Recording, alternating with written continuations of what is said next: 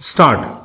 Mr. Chairman, sir, with great anguish I rise to draw the attention of this House to the persisting problems of the handloom weavers of our nation, with particular reference to the problems of the handloom weavers of Tamil Nadu Stopera. Sir, next to agriculture, the largest employment oriented industry is handlooms, which accommodates 3 crores of handloom weavers, and the land loom industry is being ignored day by day by the central government. Stop. Sir, during November or December last year, the government had announced that 22 items of products would be reserved for the handloom industry, but some people have gone to the court of law and got a stay order, and that stay order has not yet been got vacated by the government. Stop. Now I request the government to come forward with a new legislation or amendment which may be incorporated in the ninth schedule of our constitution to protect the interests of the handloom weavers. Stopera. As regards the rebate period, day by day the government is reducing the period from 60 days to 45 days, and now the government is attending to disallow and discontinue the entire rebate period. Stop.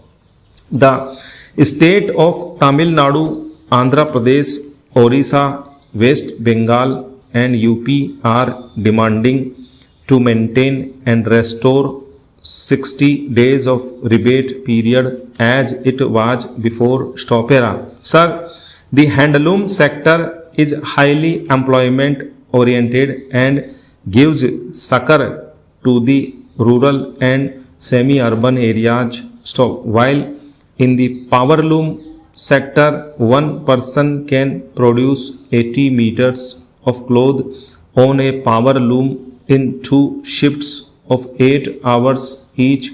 In the handloom sector, one person can turn out only 10 meters of handloom fabrics with the same infrastructure and hours of work. Stop. Hence, the handloom sector offers more employment opportunities, and with an investment of merely rupees 2000, it would employ 5 persons in a day. So to mitigate the sufferings of the weavers, the government should come forward to provide employment to their wards and children in public sector departments. Stop.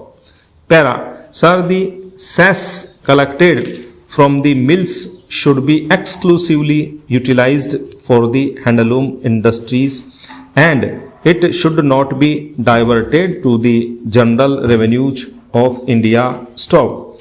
Another thing is that raw materials such as yarns and dyes are purchased at exorbitant rates. Stop. The rates of yarns supplied to the handloom industry are 30% higher than those supplied to the composite mills. Stop. Hence, this leads to a heavy difference in the cost of production itself. Stop. At this rate, the government should come forward to compensate this difference and to make the oldest cottage industry of the land viable. Stopera. Sir, the prevailing market prices of yarns to be utilized to produce handloom fabrics have increased by rupees 500 per bale, and thereby the cost of production of the handloom fabrics has also increased. Stop. Hence, the government should consider controlling the hike in the prices of yarns or coming forward to supply them to the handloom weavers at subsidized prices. Stop. It will save the handloom industry. Stop para. Mr. Vice Chairman, sir, thank you very much for having given me this opportunity to speak on this factories amendment bill. Stop. The purpose of bringing this amendment, a major amendment by the Honorable Minister, is to give protection to the lives and security of the workers who are working in the factories. Stop. Sir, I would like to say that these amendments are long pending. Stop. In fact, when we compare India with other advanced countries, the rate of industrial mishaps and accidents which takes place in Western countries is not even 2%, whereas in our country it is more than 9%. Stop. The reason for that is the safety measures provided for workers in our factories are not adequate to protect the life of the worker. Stop era.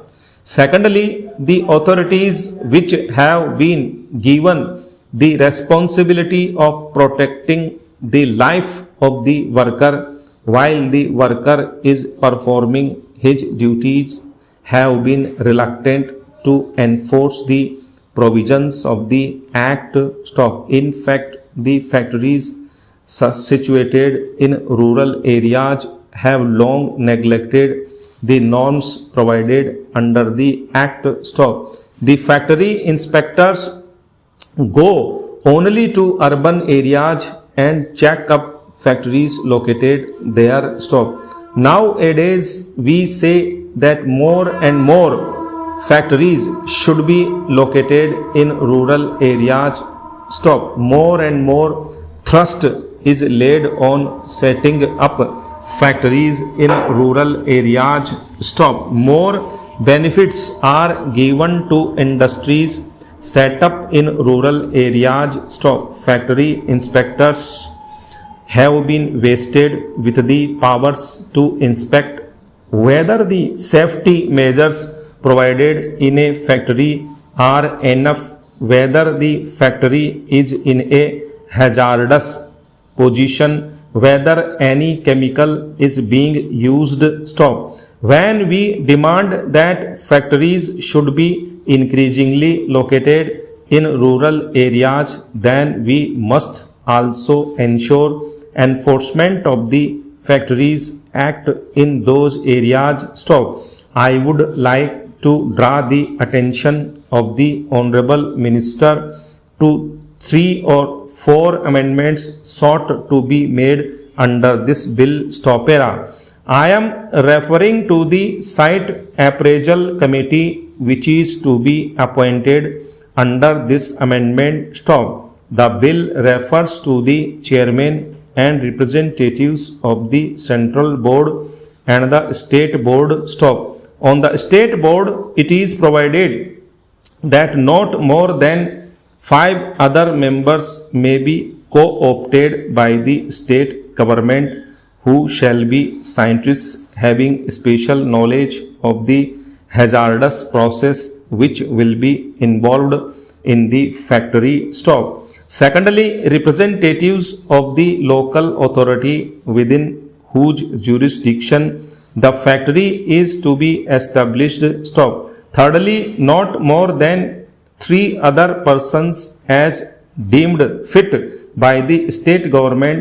Stop. I draw attention to this particular provision of 3 other persons as deemed fit by the state government. Stop. Here, when they define the persons who are to be appointed, they specify scientists and representatives of the local authority, but in regard to the other representatives, they are from the factories, the Central Board for Prevention and Control of Water Pollution and Air Pollution. Stop. I would like to submit that it should contain a clause that two representatives from out of the three should be trade union leaders. Stop.